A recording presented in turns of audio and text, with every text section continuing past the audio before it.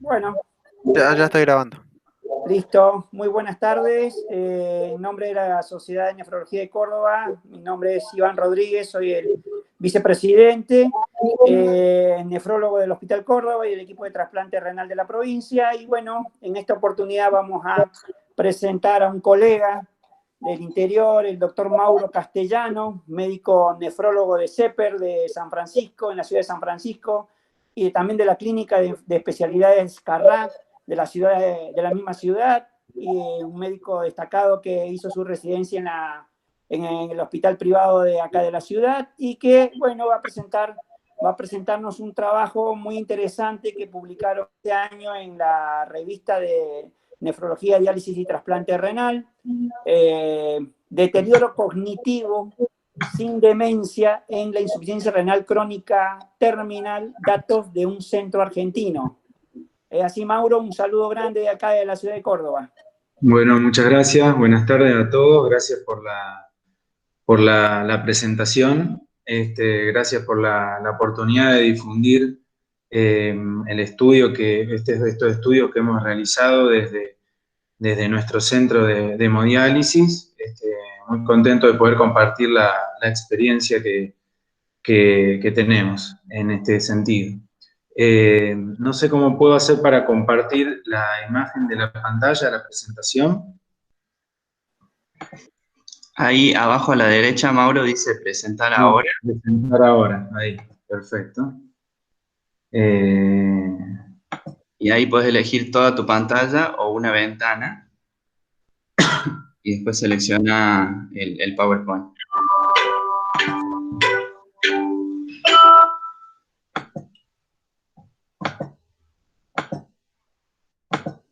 Bien, ¿ahí se ve?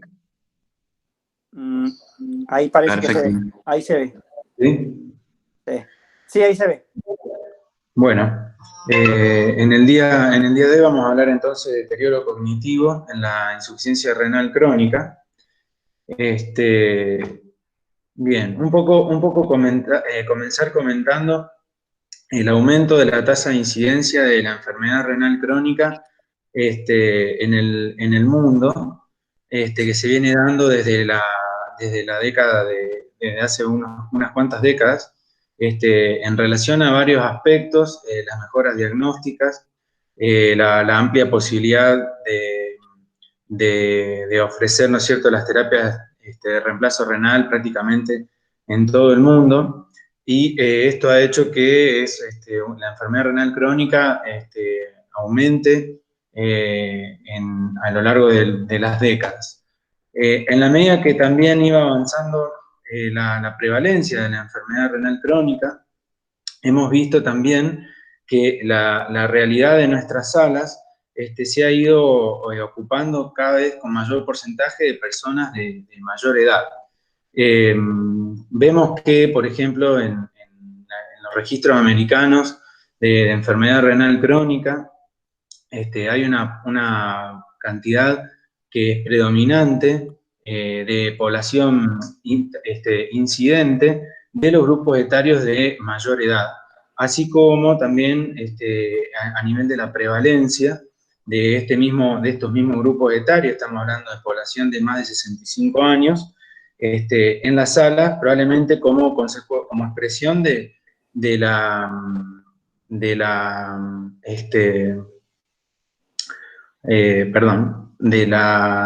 mejoras en la calidad de atención de los pacientes, las mejoras de las técnicas dialíticas, etc.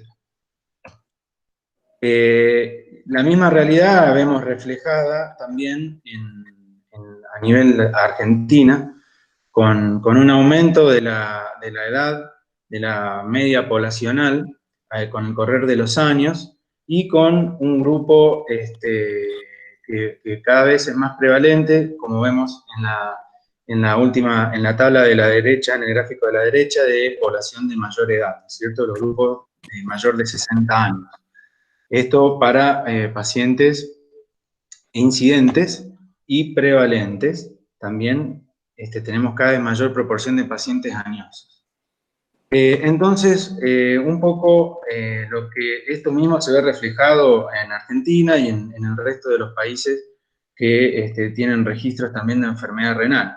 Hemos visto cómo a lo largo de las últimas décadas la población de nuestros pacientes de diálisis ha ido envejeciendo. Y esto nos lleva a plantear una serie de cuestiones que se basan en observaciones que hacemos, ¿no? Por empezar, cada vez tenemos pacientes más añosos, empezamos a ver que hay una serie de cuestiones en relación a la adherencia de los pacientes, a las características de esta población, cuando hay mayor deterioro, hay mayor cantidad de pacientes con deterioro del estado cognitivo. Entonces nos empezamos a preguntar si esto tiene que ver con características propias de nuestros pacientes, por ejemplo, por los factores de riesgo que tienen, por las enfermedades que los llevan hacia la insuficiencia renal, si es simplemente un efecto de que tenemos pacientes más añosos y por eso hay mayor cantidad, tenemos esta sensación de que hay mayor pacientes que tienen trastornos del estado cognitivo. Y por otro lado también las otras preguntas que se plantean es si los tratamientos tienen algún tipo de relevancia sobre esta situación que vemos en los pacientes, o si hay algunos factores del tratamiento de la misma enfermedad que son los que influyen sobre que esta percepción que tenemos muchos pacientes añosos y muchos pacientes que tienen estos trastornos del estado estos trastornos, digamos, del estado cognitivo.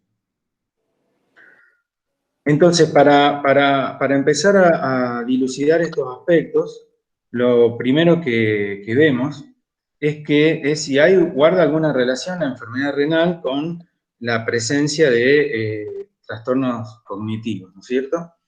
Entonces, en este estudio, que ya es un estudio con bastante tiempo, de data del año 2005, vemos que en la medida que el filtrado glomerular va cayendo, los resultados del estudio Mini Mental Test, por ejemplo, que es una de las maneras, uno de los estudios más ampliamente utilizados en población anglosajona para detectar trastornos del estado cognitivo, empiezan a empeorar. Y cuando se hacen seguimientos a largo plazo, a 4 años, por ejemplo, en el caso de la figura 2, que vemos en el gráfico, vemos que los pacientes con menor filtrado renal son los que peores resultados tenían al seguimiento de 4 años. Lo mismo, en la tabla de abajo podemos observar que los pacientes que tenían menor filtrado renal tenían un riesgo de 2.5 veces mayor de tener trastornos cognitivos, esto de manera sin ajustes, y cuando lo ajustábamos, de todos modos, también sigue con casi 3 veces más riesgo que el grupo control para padecer este tipo de trastornos. El CRIC, que fue un estudio de cohorte, un estudio de seguimiento con una N, bueno, no lo tengo aquí anotado, pero si no recuerdo mal, de más de 5.000 pacientes en Estados Unidos, a ver cuáles son las características de estos pacientes con enfermedad renal, incluida pacientes mayores de edad, y los estratificaba por grupos etarios. Vemos que cuando hacen estudios para trastornos cognitivos, el riesgo de padecer trastornos cognitivos también se encuentran aumentados de manera proporcional en la medida que van aumentando, va decayendo el filtrado renal. Y cuando ajustamos estas variables por otros factores de riesgo que fueron significativas en el estudio para padecer trastornos cognitivos, como por ejemplo ACV, factores de riesgo tradicionales para enfermedad cardiovascular, o niveles de hemoglobina, a pesar de que las curvas tienden a aplanarse, de todos modos siguen teniendo el mismo comportamiento de aumento progresivo de manera inversamente proporcional al filtrado renal con significación estadística.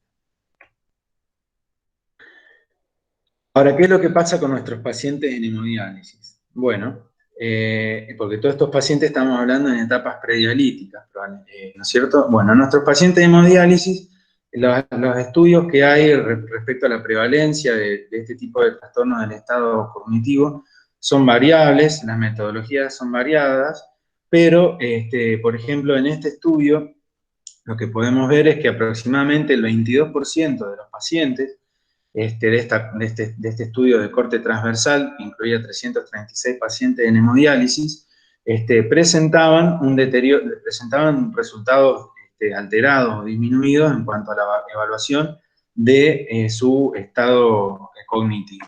Pero lo importante a destacar es que la edad mediana de estos pacientes era de tan solo 59 años. Ahora, ¿cómo comparamos esto con lo que pasa con la población en general? Bueno, estos son estudios de prevalencia en población general, sin patología renal, y vemos que, por ejemplo, en el estudio de canadiense, de edad y envejecimiento, se incluyeron 1.255 pacientes mayores de 65 años y la prevalencia fue de 16,8%. Los estudios de seguimiento italianos, pacientes también de más de 65 años, la prevalencia de deterioro del estado cognitivo es del 10,7%. Y en estudios americanos es una prevalencia de 22% con edades mayores de 75 años. Es decir, si nosotros comparamos, tenemos tasas incluso superiores que en la población general, pero con una población que en cuanto a la edad es mucho más joven que la población general. O sea, son personas que tienen, como podríamos decir, un envejecimiento acelerado o esto es algo característico, digamos, de nuestros pacientes. Como manera de graficar, decir, bueno, cuando en los libros clásicos, digamos, de nefrología, uno dice cuáles son las afectaciones del sistema nervioso central por la parte en la insuficiencia renal, bueno, probablemente el deterioro cognitivo figura dentro de un capítulo relativamente chico de la enfermedad, como que quizás a lo mejor es una cosa menor, pero nosotros, para las personas, los médicos que atendemos unidades de diálisis, por ejemplo, o que hacen trasplantología también, nos damos cuenta de que nuestros pacientes, estos deterioros cognitivos nos empobrecen realmente mucho el accionar médico, y lo podemos ver de distintas maneras. Por ejemplo, hay este estudio que también es un estudio bastante viejo, pero descubre que en comparación con otros pacientes, los pacientes que tienen deterioro moderado a grave del estado cognitivo, requerían un 38% más del tiempo del técnico desde la finalización de la diálisis hasta que se iba de alta de la sala, ¿no es cierto? Entonces, eso nos marca, por ejemplo, la importancia que tiene cuando tenemos pacientes con deterioro cognitivo. Otra cosa en cuanto a la autovalía, pongo este trabajo que es un estudio canadiense que ve la autovalía, por ejemplo, para conducir de los pacientes de diálisis, como una actividad, lo pongo como ejemplo, como una actividad que incluye distintos aspectos de las cosas que vamos a ver que incluye después el estado cognitivo, como la atención, las funciones ejecutivas y demás, y vemos que, por ejemplo, el 40% de los 186 pacientes encuestados se sentían incómodos con conducir, y que un tercio de los pacientes estuvieron involucrados en colisiones de vehículos motorizados desde que comenzaron diálisis.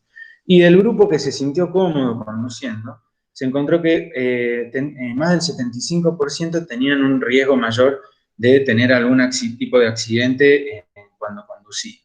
Por otro lado, otro dato que no puedo incluir acá por contar con una versión vieja de la presentación, es también la pobre adherencia que se demuestran en estudios de los pacientes a los tratamientos médicos que prescribimos los médicos a nuestros pacientes en la sala de diálisis, ¿no? Que si bien hay una revisión que se hizo del tema, hay estudios que se los incluye de manera objetiva, y para que ustedes tengan una idea, la tasa de no adherencia a los tratamientos médicos prescritos por su médico nefrólogo oscilan entre el 40 y el 90% de no cumplimiento de esos tratamientos. Por supuesto, para tamaña problemática y tan compleja, hay distintas teorías que buscan explicar cuál es el mecanismo de afectación de nuestros pacientes.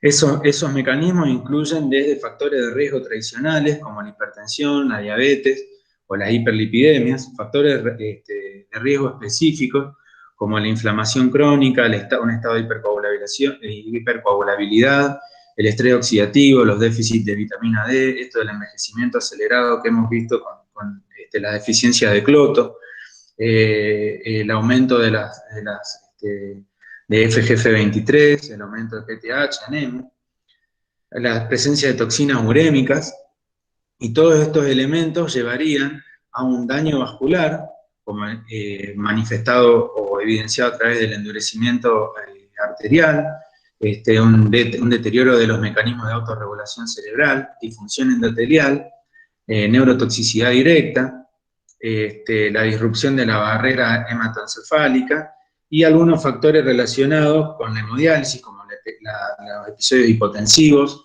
o la variabilidad de la presión, la hipoperfusión celular, microembolia. Todo esto se va manifestando en daño neurológico, ¿cierto? A su vez, nuestros pacientes, muchos de ellos tienen, como son pacientes panvasculares, tienen enfermedad de pequeños vasos, tienen mayor riesgo de tener ACV, y todo esto va contribuyendo al deterioro cognitivo. También, por otro lado, se agrega de que los episodios de depresión y las enfermedades psiquiátricas, que son altamente prevalentes entre nuestras poblaciones de pacientes con enfermedad renal crónica, y a su vez el escaso nivel educativo que muchas veces vemos entre los pacientes que tenemos en nuestras áreas. Entonces, hecha esta introducción, voy a pasar a comentarles del estudio que hemos hecho nosotros al respecto de deterioro del estado cognitivo en pacientes en diálisis. Nosotros lo que hicimos fue un estudio de diseño cuasi experimental de corte transversal. Nuestro objetivo general era evaluar el desempeño cognitivo en una población de sujetos que realizaban hemodiálisis. Los objetivos secundarios es conocer si existe relación entre la existencia de enfermedad renal crónica terminal y la presencia de deterioro cognitivo, valorar cuál es la influencia del tratamiento hemodialítico e identificar otras variables que puedan influir en el desempeño cognitivo. Los criterios de inclusión que tomamos para nuestro estudio fue pacientes con diagnóstico de insuficiencia renal crónica estadio 5 bajo tratamiento hemodialítico, pacientes tanto incidentes como prevalentes al 1 de agosto de 2010, con un registro completo de la historia clínica, una edad mayor a 18 años y funciones motoras y sensoriales intactas necesarias para completar la valoración neuropsicológica. Se excluyeron pacientes con insuficiencia renal aguda, pacientes que realizaban diálisis en tránsito, pacientes que presentaran retraso mental, incapacidades de aprendizaje grave, trastornos psiquiátricos graves o desórdenes neurológicos. Todos los datos fueron registrados en una ficha, consignando los antecedentes clínicos como edad, sexo, causa de enfermedad renal, comorbilidades, agrupadas en hipertensión arterial, cardiopatía isquémica, hipotiroidismo, tabaquismo y consumo de estupefacientes, y por otro lado también los años de escolaridad de nuestros pacientes.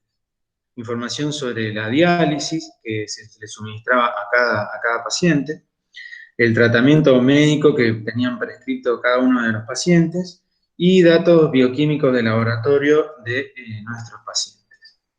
Definimos como hipertensión arterial la presión arterial sistólica mayor a 140 milímetros de mercurio, o una presión arterial diastólica mayor a 90 milímetros de mercurio, o aquellos que reportaran tratamiento para hipertensión, cardiopatía isquémica, con paciente asintomático con cinecoronariografía o SPECT positivo para isquemia, o que hayan tenido angina de pecho y o cardiopatía isquémica crónica, hipotiroidismo, tabaquismo, definido tanto de manera ocasional como aquel que declaró haber fumado en algún momento de su vida, y episodio de hipotensión.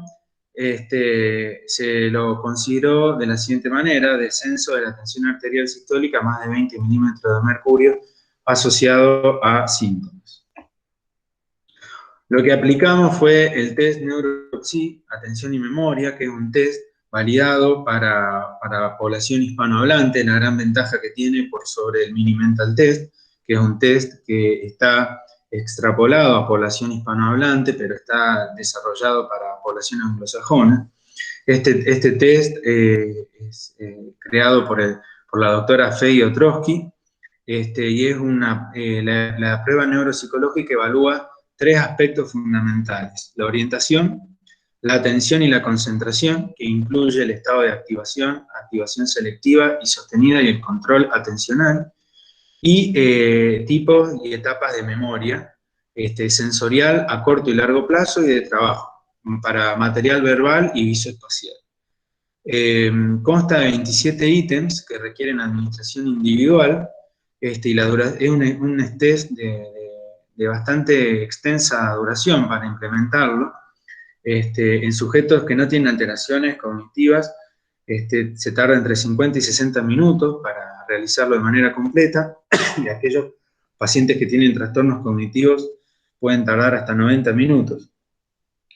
Y este test fue normatizado en una población de 950 sujetos normales hispanohablantes entre 6 y 85 años de edad. La muestra se dividió de acuerdo a grupos de edad, para los cuales están estratificados y corregidas, y a su vez tiene 3 niveles educativos. El sistema de calificación aporta datos cuantitativos y cualitativos. Esos datos naturales, como les decía antes, se normatizan con una media de 100 puntos más o menos 15, y permite clasificar a los pacientes en 4 categorías. Categoría normal alta, que son 116 puntos en adelante; normal, que es 85 a 115, alteraciones leves, que son 70 a 84 puntos, y alteraciones severas, que son 69 puntos o menos. Este test en nuestro centro fue administrado por una sola persona, que es la psicóloga del equipo, la licenciada Mariana Bernarte, y a su vez lo realizamos en un grupo control. Ahí ya estás habilitada. Sí. ¿Cómo? ¿Perdón? ¿Se escucha? Sí, perfecto. Bueno. ¿Se escucha? Bueno, yo soy Valeria Brozzi, residente de primer año del Hospital de Clínicas, y voy a Perdón, presentar el doctor Maldonado tiene abierto el micrófono. No sé si el host puede silenciarlo. Trastornos proliferativos de un clon de linfocitos B o de células. Ya me silencié. Bien. Se aplicó también, en un grupo control de 4 sujetos sanos, todos integrantes del personal del equipo de CEPER. 3 participantes eran de sexo femenino, con edades comprendidas entre 29 y 56 años. 1 presentaba como antecedente hipertensión arterial y 2 presentaban hipotiroidismo, y todos fueron sometidos a las mismas pruebas cognitivas. Bueno, y cómo se realizó el análisis estadístico básico, ¿cierto? Bien, ahora voy a presentarle los resultados. Por empezar, le voy a describir cuál era la población nuestra de los pacientes incluidos en el estudio. Se incluyeron un total de 25 pacientes, tenían una edad promedio de 52 años, más o menos 17 años, con un rango entre 18 y 85. Había una ligera predominancia del sexo masculino, era del 56%. Respecto a las causas de insuficiencia renal crónica, una predominancia de nefropatía diabética como causa de enfermedad renal crónica, y desconocida, y otras las menciono, 32%, probablemente estando incluida dentro de ese grupo la nefroangiosclerosis, y probablemente la gran mayoría de estos pacientes sean sean de la causa de enfermedad renal crónica sea por nefroangiosclerosis.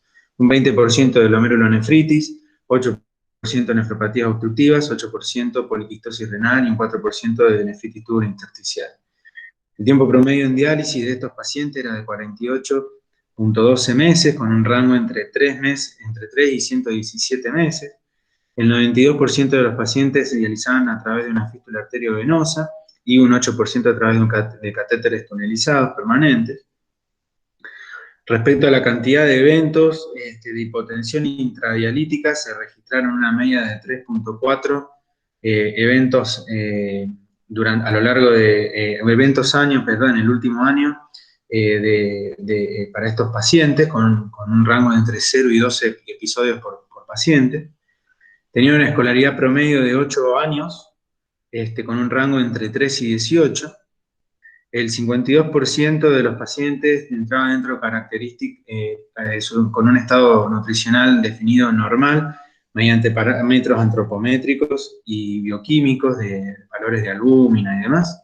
Un 39% con cuadro de desnutrición leve y un 8.7% de desnutrición moderada.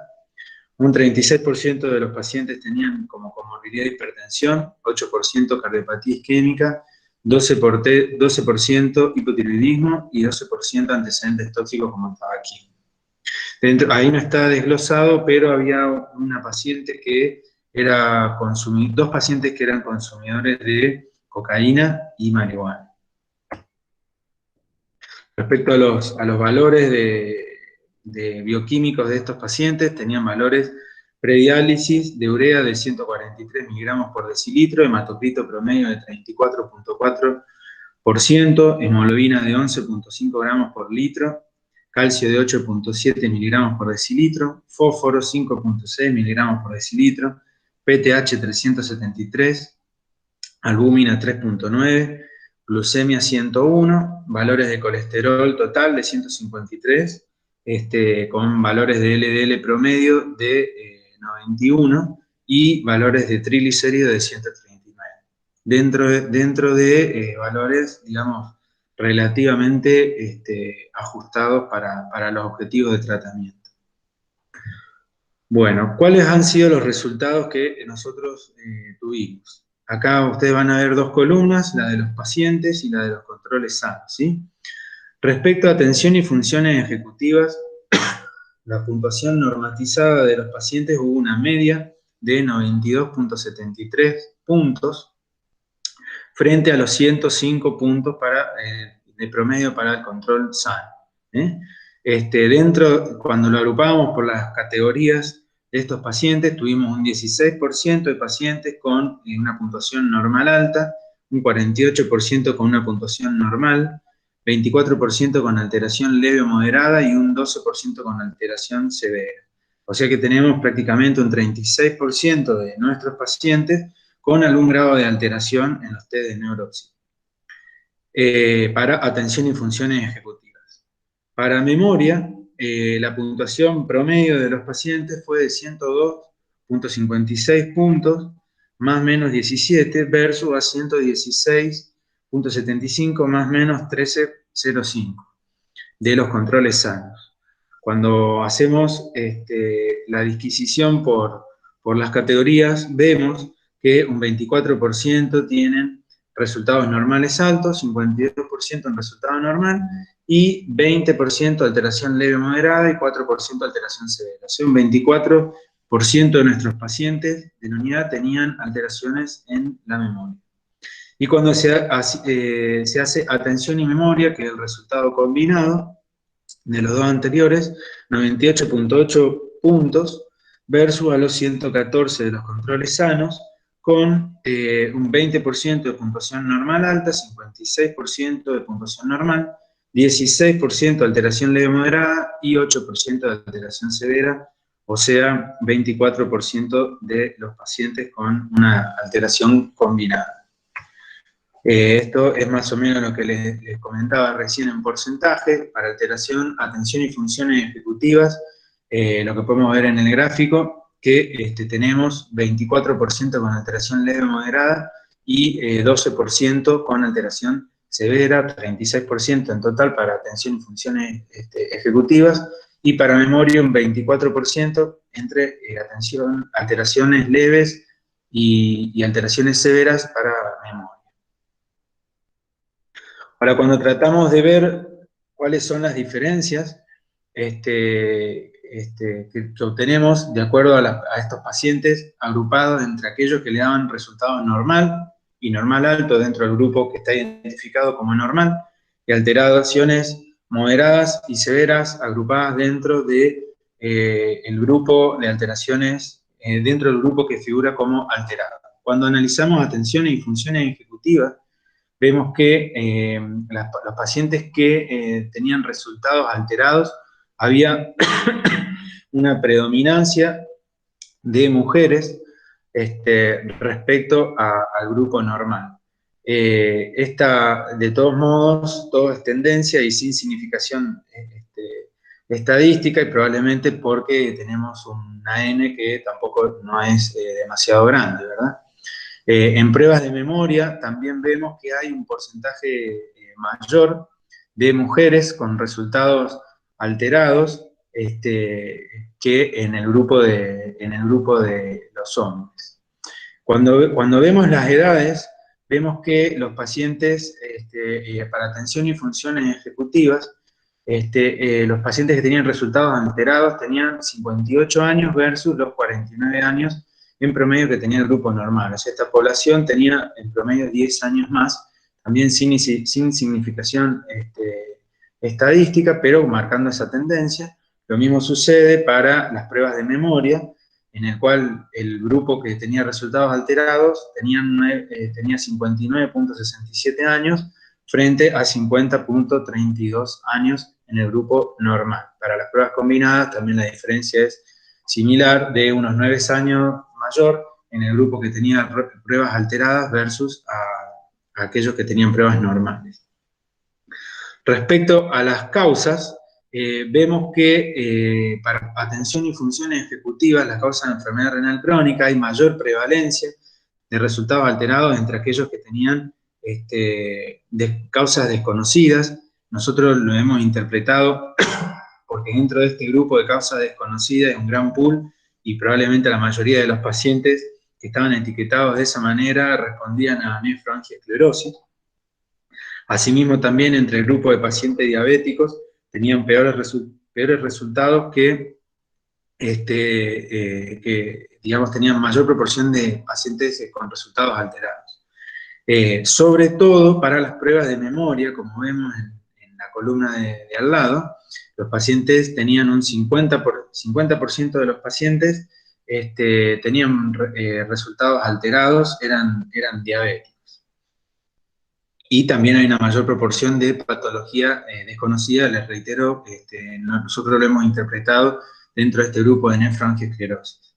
Respecto a los tiempos del tratamiento dialítico, medido en meses, las alteraciones de atención y funciones ejecutivas, los pacientes que tenían pruebas alteradas tenían prácticamente el mismo tiempo en diálisis que el grupo con resultados normales, no así en el grupo alterado para pruebas de memoria, que tenía 55.5 meses versus 45.79 meses, o sea, prácticamente 10 meses más de tratamiento en diálisis, los pacientes que tenían resultados alterados versus aquellos que tenían las pruebas normales. No encontramos diferencias significativas tampoco en los episodios de hipotensión intradialítico para los resultados de atención y funciones ejecutivas, sí para memoria. Los pacientes que tenían pruebas alteradas para memoria registraron en promedio 5.83 episodios intradialíticos versus 2.63 en el grupo con resultados normales. Respecto a escolaridad, también había una tendencia a que los pacientes que tenían pruebas alteradas tuvieran menor nivel de escolaridad, aproximadamente de 1 año en la media. Y también respecto a no había grandes diferencias en cuanto al estado nutricional entre los grupos con pruebas alteradas y normales. Respecto a las comorbilidades, había una mayor proporción también de, sobre todo, pacientes con hipertensión arterial en el grupo con resultados alterados y tabaquismo. Entonces, respecto a la diferencia de laboratorio entre estos grupos, las diferencias se dieron fundamentalmente con significación estadística, como ustedes pueden ver, a nivel de lo que tiene que ver con hematocrito y hemoglobina.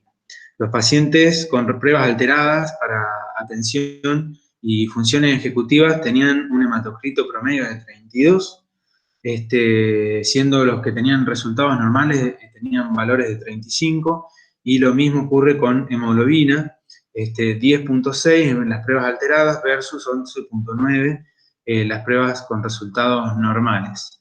Lo mismo para las pruebas que evaluaron memoria, también había niveles de hematocrito y hemoglobina más bajos. Respecto al metabolismo fosfocálcico, no hubo diferencias significativas entre los distintos grupos para los valores de fósforo y calcio. Respecto a los valores de PTH, tampoco no hubo datos con significación estadística, simplemente mencionar que el grupo con pruebas alteradas para funciones de memoria tenían valores de PTH ligeramente más altos que el grupo con pruebas normales. Hay una tendencia también a tener menores valores de albúmina en los grupos con pruebas alteradas, también todo ello sin significación estadística. Y lo mismo con glucemia, había mayor proporción, como les dije anteriormente, de pacientes diabéticos, por lo tanto también había niveles de glucemia más elevados en los pacientes que tenían resultados alterados, tanto para atención y funciones ejecutivas como memoria,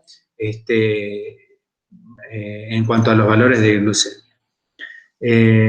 Para continuar con valores de colesterol, hay una tendencia bastante significativa a valores de colesterol más bajos en los grupos con peores resultados para atención y funciones ejecutivas. Probablemente también esto nosotros lo hemos interpretado como quizás esto obedece más a un pobre estado nutricional que a un valor normal en términos absolutos de colesterol.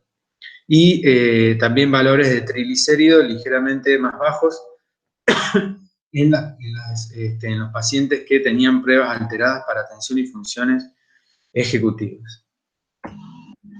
Mauro, perdona, discúlpame, te hago una pregunta.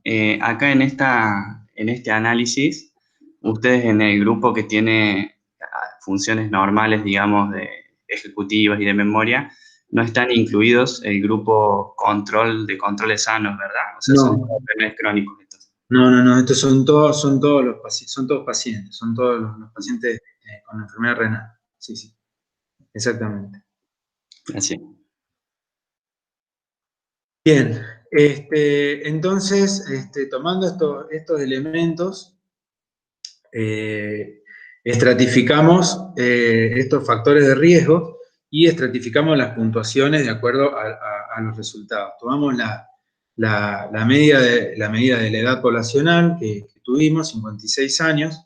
Vemos que los pacientes que tenían más de 56 años tenían resultados más pobres para atención y funciones ejecutivas, para memoria y para atención y memoria. Aunque ustedes, si recuerdan aproximadamente la estadificación, ustedes verán que los valores de puntuación, como en escala, caerían en resultados, digamos, normales o aceptables, pero, sin embargo, hay una tendencia a tener peores puntuaciones en estos grupos, en el grupo de más de 56 años, que aquellos que eran menores de 56 años.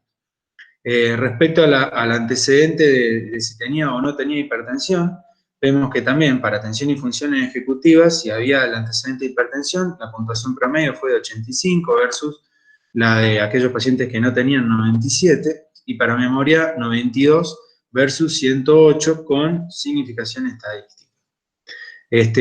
Para aquellos pacientes que tenían diabetes, tenían como causa de enfermedad renal, y acá directamente lo etiquetamos como nefroangiosclerosis, aquellos pacientes que les decía anteriormente como desconocido y otras, vemos que estos grupos tenían francamente peores resultados que aquellos que ingresaban a diálisis por otras causas, ¿no es cierto? Tanto para tensiones y funciones ejecutivas como para memoria y las pruebas combinadas también. Respecto a los episodios intradialíticos, aquellos pacientes que tenían más de 2 episodios, sobre todo tenían peores resultados para las pruebas de memoria, verán ahí 96.76 puntos, versus aquellos que tenían menos de 2 episodios, 107.14 puntos, una tendencia que no llega a ser con significación estadística. Respecto al tiempo en diálisis, vemos que no hay grandes diferencias en cuanto a aquellos pacientes que tenían mayor tiempo en diálisis que aquellos que tenían menor tiempo en diálisis. Y cuando estratificamos por valores de PTH, vemos que bueno, esto es un buen dato. Aquellos pacientes que tenían los niveles de PTH más bajos son aquellos que tenían peores resultados, sobre todo para las pruebas de atención y funciones ejecutivas. No así para funciones, para pruebas de memoria y las pruebas combinadas, que no arrojaron diferencias significativas.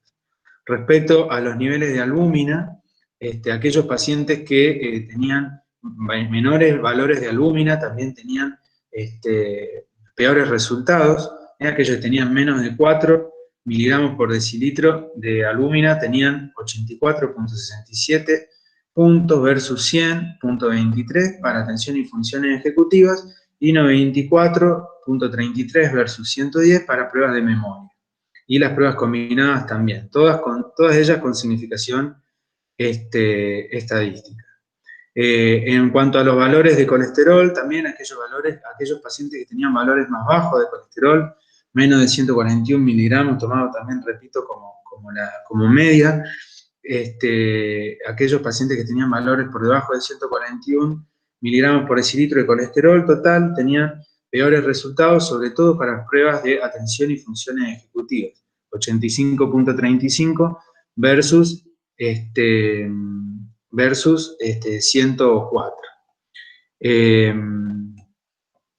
Y para los datos de PCR, también aquellos pacientes que estaban, digamos, de alguna manera más inflamados, aquellos que tenían PCR positivas, tenían valores más bajos también para pruebas de atención y funciones ejecutivas, 77 versus 97.23, con significación estadística, cosa que no marcó para las pruebas de memoria. En conclusión, un poco comentar esto que venimos diciendo: los pacientes de hemodiálisis son una población de alto riesgo para presentar alteraciones en el estado cognitivo. Hemos visto que hay mayor prevalencia que en la población general, que la enfermedad renal crónica es un factor independiente del resto de las comorbilidades que presentan nuestros pacientes. De todos modos, estas comorbilidades adicionan un plus muy importante en el paciente renal crónico. Y según este estudio, los factores que se encuentran asociados a peores resultados en la evaluación son aquellos que tienen comorbilidades asociadas con enfermedad vascular crónica y trastornos de inflamación, malnutrición. Y en conclusión, el tratamiento hemodialítico en sí, por lo menos, no está comparado versus otras modalidades, no parecería tener gran influencia en el desarrollo de estos trastornos, dado porque no hay diferencia de importancia entre aquellos pacientes con mayor o menor tiempo bajo tratamiento dialítico, así como, si bien hay alguna tendencia con la presentación de episodios intradialíticos, tampoco no alcanzó, digamos, la significación estadística. Sí, elementos a destacar, todos los parámetros que tienen que ver con los valores de hematocrito, hemoglobina y, como les decía, la inflamación y la malnutrición. Bueno, muchas gracias.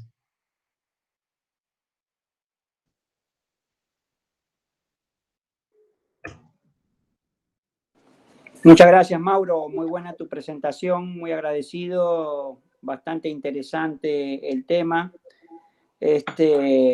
Realmente muy bueno el trabajo que hiciste y bueno, deja abierta la puerta, ¿no? Para seguir viendo qué más podemos encontrar, o sea, ya que solamente aquí hemos valorado la modalidad de hemodiálisis, ¿no? Exactamente. Le hago un comentario que está en nuestros planes. Nosotros de este grupo de 25 pacientes, tenemos 11 pacientes que están vivos, de los cuales 6, si no recuerdo mal, han sido trasplantados, y los otros 5 continúan bajo tratamiento hemodialítico en el mismo centro. Por lo tanto, digamos, en nuestra idea, la fase de continuación de esto, ya tenemos hecho los estudios sobre los pacientes dialíticos y bueno, nos agarró toda esta situación de dificultad para citar a los pacientes trasplantados a suministrarle el test, pero queremos ver, por empezar, va a ser interesante qué es lo que pasó en estos 10 años desde que fueron realizadas las pruebas anteriores, porque toda esa población ha envejecido 10 años, por otro lado también. Eso lo podemos comparar también con los mismos controles sanos que también han envejecido en la misma proporción, y ver si aquellos pacientes que fueron trasplantados han tenido un enlentecimiento, por ejemplo, respecto de la progresión o de los deterioros del trastorno cognitivo versus la población que continuó, ¿no es cierto?, en hemodiálisis. Obviamente condicionado por un número relativamente pequeño que vamos a tener, pero bueno, es por lo menos una experiencia al respecto, ¿no es cierto?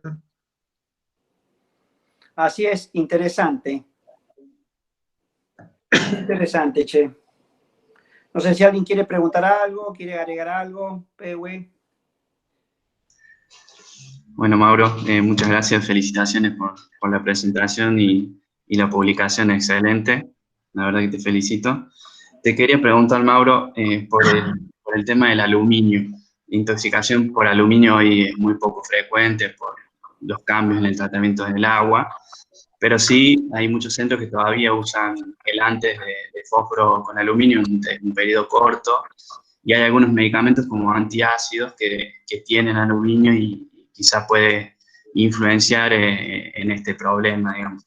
¿Ustedes creen que esa variable puede haber afectado? ¿Son de utilizar quelantes con aluminio? Importante, no, nosotros no utilizamos como tratamiento habitual quelantes en base a aluminio. De hecho, los pacientes, como ven, en promedio tenían en promedio 40 meses, 45 meses de tiempo de diálisis cuando lo hicimos en 2010, o sea que son aproximadamente unos 5 años, 6 años en promedio. Y bueno, ustedes como saben bien, están desaconsejados para hacer tratamiento crónico hace ya bastante tiempo, así que no teníamos pacientes con ese tipo de tratamiento. Que no quita que pudieran haber recibido quizás en algún momento, y por otro lado no teníamos, digamos, otro tipo de, por ejemplo, biopsias óseas y demás para ver si había algún depósito de aluminio, ¿no es cierto?, como manera de evidenciar que hubieran recibido el tratamiento también. Pero no había incluido pacientes con tratamiento con aluminio. Un comentario. Hola, Mauro. Bueno, Hola.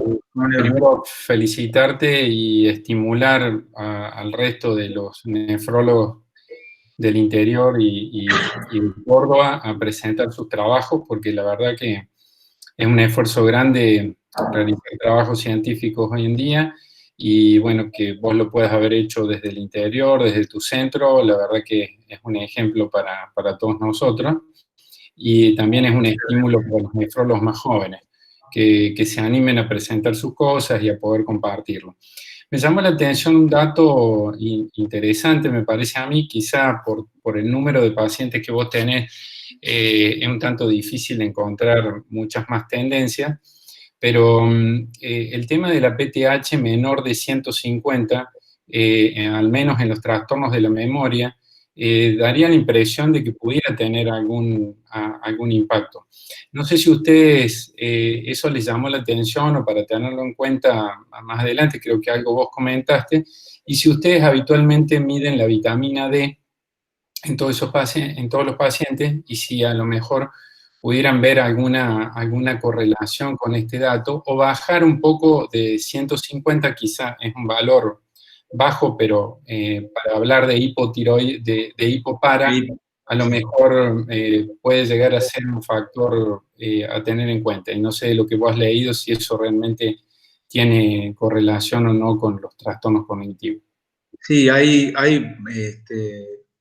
sobre todo en la literatura, en líneas generales, está más bien relacionado todo con factores de riesgo cardiovascular tradicionales y por ahí no abundan los datos al respecto de metabolismo fosfocálcico. A nosotros nos pareció pertinente porque entendemos el metabolismo fosfocálcico como una manifestación, o sea, como el impacto principal es cardiovascular, o sea que es muy, muy importante para nosotros. Nosotros hacemos determinaciones de vitamina D, pero de todos modos en la base de datos no las incluimos en su momento, no las teníamos registrado. Y por otro lado, la categorización, digamos, de los valores de PTH fue en base a las recomendaciones de las guías, por eso va a haber esos valores, pero sí, quizás a lo mejor, como usted dice, pensando en los valores de hipoparatiroidismo haya un impacto mayor también, ¿no? Quizás sería interesante tener, como usted dice, también un N más grande para darle un poquitito más de potencia al asunto, ¿no es cierto? Y otro de los temas, para agregarte un último comentario, cuando uno habla de trastornos cognitivos, y siempre es bueno tener un grupo control fuerte, porque sobre todo el control de sanos, como ustedes lo tuvieron, porque obviamente eso tiene que machar con la edad, porque obviamente todos vamos a sufrir el envejecimiento propio. Exactamente. Ya lo estamos sufriendo y los nefrólogos lo sufrimos creo que más. Por todo aquello que los nefrólogos, sobre todo los que hacemos diálisis también, tenemos nuestro deterioro cognitivo. Así que es bueno a lo mejor también ver eso del grupo control, si ustedes van a ampliar el estudio y todo eso, porque eso también daría más fortaleza a lo que ustedes también.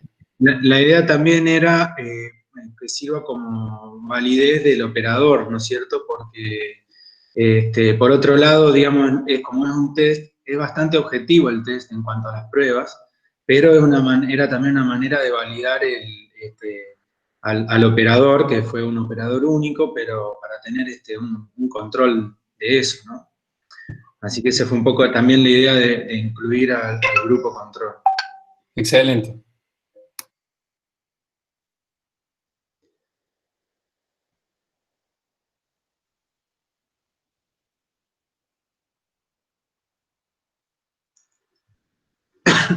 Bueno, yo quería hacer un comentario, Mauro, me parece que este tema es muy, muy valioso y tiene mucha implicancia en el día a día de los que trabajamos en diálisis.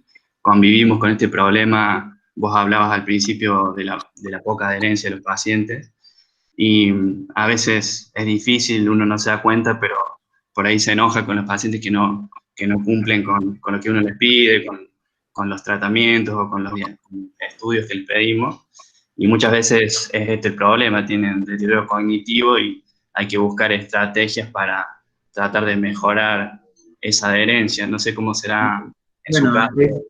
Eso es un poco parte de la observación que motiva a estos trabajos, ¿no? De las dificultades que tenemos en el día a día, por ejemplo, para que los pacientes cumplan pautas alimenticias, pautas de medicación, comentarios entre nosotros que muchas veces tenemos respecto a los mismos pacientes, ¿no es cierto? De que esta impresión de que, no entienden, o hay que dárselo escrito, nos tenemos que comunicar con familiares, por ejemplo, para asegurarnos de que el mensaje llegue correctamente. A veces le damos el papelito escrito o la indicación por escrita y se olvidan siquiera el mismo papel en el bolsillo de la ropa y nadie lo ha visto, ¿no es cierto? Entonces, todas esas dificultades que nosotros tenemos en el día a día, es importante darle como una especie de un marco, digamos, teórico y de establecer cuál es la prevalencia de estos datos y que son características de nuestra población, en realidad, que si nos ponemos a hablar entre nosotros, todos más o menos vivimos la misma situación, y para tener también el comprendimiento y empatía desde ese punto también, pobre, con nuestros pacientes, de que, bueno, hay una explicación para que también actúen de esa manera, ¿no? Por eso digo que a veces, como le decía, dos cosas. Una, lamento de vuelta no poder contar con la presentación que había hecho, pero es muy interesante una revisión de la no adherencia de los pacientes a los tratamientos médicos y en diálisis.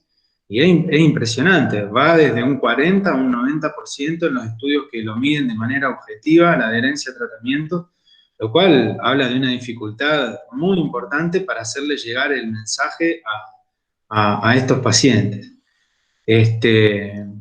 Así que, bueno, creo que eso es todo un punto, ¿no? Un comentario en ese mismo sentido, y un poco para estimularlos a todos y desafiarlos de alguna forma a generar una idea de investigación que nos pueda involucrar a la gran mayoría de los centros de diálisis de Córdoba, en donde podamos sacar una idea. Yo siempre estoy pensando en lo multicéntrico y en tratar de compartir esto. Estos webinars un poco que vienen a hacer como producir una gran estimulación para buscar temas en común, preocupaciones en común que tengamos, y eso puede hacer que una bastante a toda Córdoba. Y también desarrollando un poco lo que decimos, que los nefrólogos de Córdoba tenemos una marca en ese aspecto, y creo que la investigación es el camino. Una de las cosas que vincula, y esto lo tiro como un estímulo para ustedes, para que busquemos una idea en común para el 2021, que espero que sea mejor que el 2020, es el tema de la fragilidad, porque esto marca a las claras la fragilidad que tienen nuestros pacientes.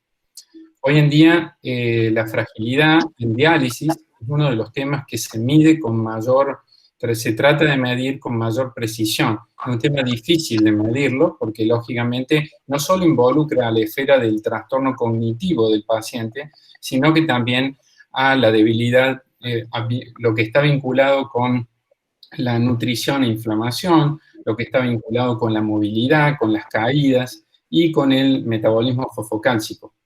Por lo tanto, yo les planteo una hipótesis de trabajo sobre, también hay muchas formas de medirlo, pero hay 3 o 4 autores que miden la fragilidad en diálisis, y eso también es muy importante como línea basal pre-trasplante también, para ver después los cambios cuando el paciente se trasplanta, puede mejorar ciertas condiciones que en diálisis son más difíciles de hacer. Así que, teniendo en cuenta y tomando este punto que vos desarrollaste muy bien, Mauro, creo que es un elemento dentro de los cuales podemos analizar un poquito mejor la fragilidad, y quizá ese puede ser una idea de investigación, de plantearnos cómo está la población de diálisis de Córdoba, en los 50 y pico de centros de diálisis que hay en todo el interior y en la capital, y que creo que puede ser un trabajo de impacto muy importante. Muy bien. Sí, sería muy interesante. Mauro, una última comentario y a ver, pregunta si leíste algo, porque si bien es cierto, estos trastornos cognitivos van de la mano de los pacientes que tienen todas las comorbilidades mencionadas y que muy bien explicaste, la variante peritoneal con ese menos estrés hemodinámico, ¿crees vos que podría llegar a tener menos impacto sobre esta afección? Yo no incluí nada al respecto porque me basé, ¿no es cierto?, en la técnica de hemodiálisis, ¿no? Que es la convencional. Pero sí, lo que le puedo decir, doctor, que en la revisión de la bibliografía es que no había diferencias significativas tampoco en la modalidad de peritoneal versus hemodiálisis. Probablemente porque si bien la peritoneal sigue también un modelo más fisiológico, con menor impacto, a veces el perfil nutricional del paciente tampoco, a veces está algo comprometido también. No lo sé exactamente cuáles serían las razones, a veces algo que uno presume, pero en los estudios comparativos que he revisado no había grandes diferencias. Entre la población en diálisis peritoneal y hemodiálisis. Perfecto. No había grandes diferencias. No tengo ahora acá para mostrarle, pero en lo revisado no había grandes diferencias. Bien. No era mi inquietud nada más por si se había revisado algo.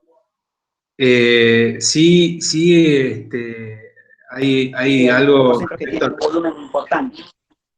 Claro. Sí hay algo respecto a trasplante renal. El otro trabajo que estaba también pautado, en el cual he estado de alguna manera presente en el reclutamiento de esos pacientes inicial y demás, sí. Pero es algo bastante difícil de evaluar, ¿no es cierto? Porque uno tiene que hacer una evaluación basal que a veces se da en el marco del estrés en el peritrasplante y una evaluación a posteriori, ¿no es cierto? Por eso creo que, si bien nuestra experiencia podría ser bastante chiquita en número, pero a lo mejor puede mostrar por lo menos alguna tendencia respecto a esto, como los tenemos evaluados a todos de manera basal, digamos, y a ver qué es lo que sucedió después de este tiempo con los pacientes trasplantados, si por lo menos pudieran mantener o retrasar el deterioro cognitivo a lo largo de estos 10 años desde el seguimiento. Sí, sería interesante, ¿no? Sí.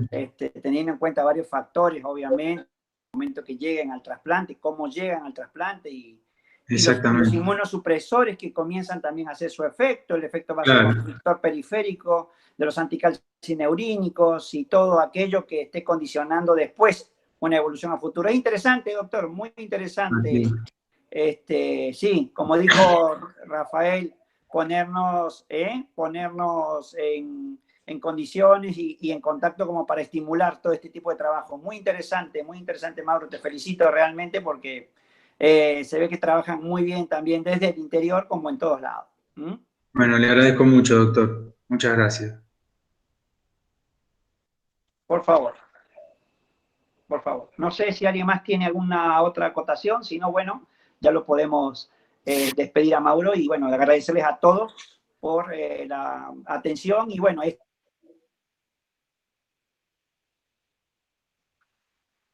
sociedad, tratar de ir para adelante con todo lo que sea actualización, trabajos, ¿no, Rafael?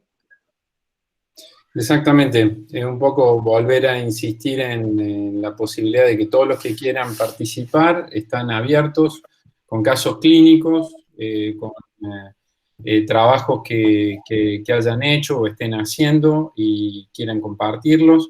Bueno, esa es la idea y poder seguir adelante para el año que viene. Ya nos quedan pocos meses para adelante, ya están las actividades programadas, pero seguir estimulando en este camino porque creo que nos une, nos va haciendo conocer mejor, sobre todo hay mucha gente joven que está trabajando muy bien, y bueno, estimular a que eso se dé así. Muchísimas gracias, Mauro, por toda la colaboración y a todos en general saludarlos para que sigan apostando a las reuniones y sigamos compartiendo. Bueno, gracias por la invitación y bueno, espero respecto a este tema por lo menos tener novedades en el corto plazo. Buenísimo. Bueno, muchas gracias. Hasta luego. A todos. Muchas gracias. Hasta luego.